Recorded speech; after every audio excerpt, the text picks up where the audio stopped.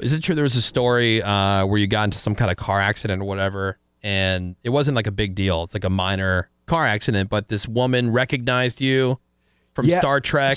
So I was driving through Toluca Lake, and an unlicensed, illegally parked 18-year-old genius pulled away from the curb without signaling and crashed into me. Oh man. Boy. And I got out of the car and I was like, all right, we have a situation here. And right around the time the unlicensed, illegally parked 18-year-old genius's dirtbag dad shows up and tries to get me to lie to the police about how he was actually driving the car. Oh, no. Yeah, right. And I was like, I can't say the words that I said to him because we're on the radio, but you can imagine what they were. Sure. And then this guy shows up out of nowhere. Like he Star Trek beams into the sidewalk, and this guy has in his hands stacks of 8x10s of me. What the hell? And he's like, hey, will you sign these for me? And I look at him, I look at the car, I'm in the middle of yelling at a guy, right? And I turn to the guy and I go, not the best time.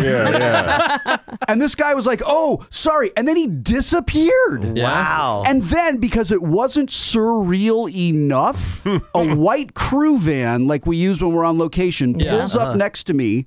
The window rolls down, and it's freaking Jay Leno. And Jay Leno leans out of the car with a box of pizza and is like, hey, does anybody want to have a pizza? And I was like, what is happening? You sure you weren't like on acid or something? Right. It was the weirdest experience I have ever had in my life. Wow. An episode of Punk'd or something. Yeah. Right? And like the least weird part of that story was like the jackass kid who was like, I was like, this is a teachable moment for you, sir. Like, maybe you haven't made great life choices. Maybe. Like, that was the least weird part of that entire experience. That's so funny.